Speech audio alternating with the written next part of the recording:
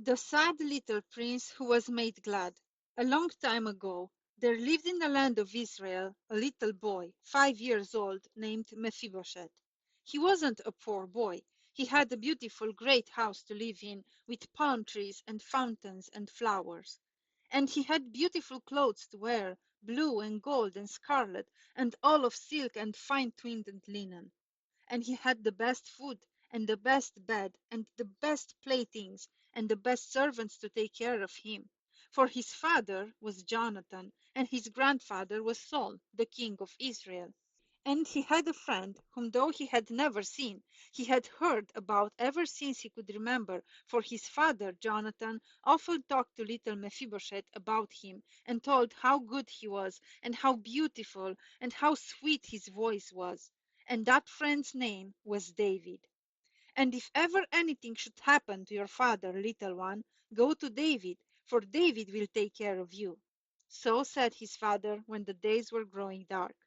And one of those dark mornings, little Mephibosheth's father came to tell him goodbye. He was clothed in gloomy iron armor, for he was going to the north to fight a battle. Goodbye, little one, said Mephibosheth's father as he kissed him. Goodbye. May God keep you. May God keep you. Goodbye. And he kissed him again, and gave him back to his nurse. And away he rode with all his men to fight the battle in the north. And every day, little Mephibosheth would watch from the palace windows down the valley and over the hills to see his father come back. But he did not come. At last, one morning, the city was all in confusion and noise, for there had come a man out of the battle in the north, and he had dust on his head, and his clothes were all torn. And he cried, "All the men of Israel are killed." And after him came another, and he said, "All the men of Israel are scattered and driven away." And after him came another who cried, "Saul is dead, and Jonathan is dead also." Then all the people began to cry, and they told it in the palace where little Mephibosheth lived. "Ah, little one," cried his nurse, "your father is dead. The great prince of Israel is dead. You will never see your father again." And at that, poor little Mephibosheth, who could understand nothing of all this except that he should not see his dear and noble and loving father again, at that little Mephibosheth cried. But his nurse and all the servants were wringing their hands and crying, "What shall we do? Oh, what shall we do? Our enemies will come down and kill us, for Jonathan is dead." And they started to run away.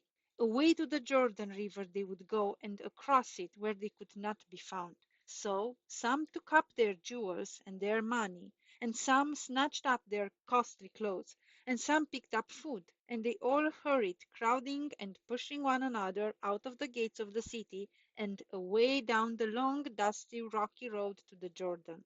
Little Mephibosheth stood crying in all the confusion, for he did not know what to do. He did not know what the trouble was, only that he should never see his father again. They all said so. But David would take care of him. Had not his father told him that David would take care of him? Then suddenly came his nurse, her arms full of bundles and treasures. She saw little Mephibosheth standing there crying. Oh, her eyes were wild and her breath came hard, for she was afraid and she did not know what to do except what all the people were doing. But she would not leave little Mephibosheth behind. Putting all her bundles into one arm, she picked him up with the other and hurried on. But as they were passing through the gate, the people crowded and pushed and tore little Mephibosheth from her arm. He fell on the hard, rocky pavement and broke the bones of both his feet. Then his nurse threw down all she had, and she gathered him up in her arms.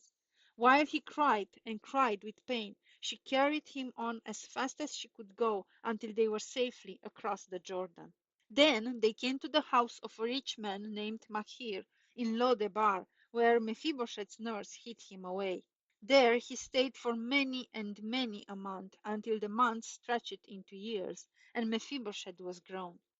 But because the bones of his feet were broken, he was always lame and could not walk. Strange as you may think it, David did not know of Mephibosheth, for David had been far, far away in the woods and the mountains in the days when Mephibosheth was born, and he knew little of the people of Saul.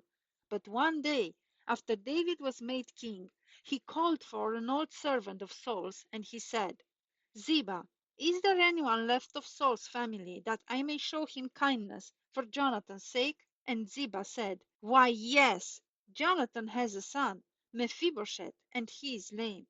Where does he live? Asked David. He is in the house of Mahir, answered Ziba, who lives in Lodebar. And then, oh glad time, David sent for Mephibosheth to come to him. Mephibosheth gathered up all his belongings, and they put him upon a gentle beast and carried him back across the Jordan and over the hills of Benjamin and down the valley to Jerusalem to the palace of David. He came before the throne of David, and he bowed himself to the ground before the king. And then the sweetest voice in Israel softly called, Mephibosheth. And Mephibosheth said, Behold thy servant. David answered, Do not be afraid. I loved your father Jonathan, and I will be kind to you for his sake. I will give you back all the land your grandfather Saul had, and you shall live in my house and eat at my own table always. So at last David had found Mephibosheth, and all that Jonathan had promised that David would do, he did and more. And then Mephibosheth, who had been so sad a little prince, Mephibosheth was very glad.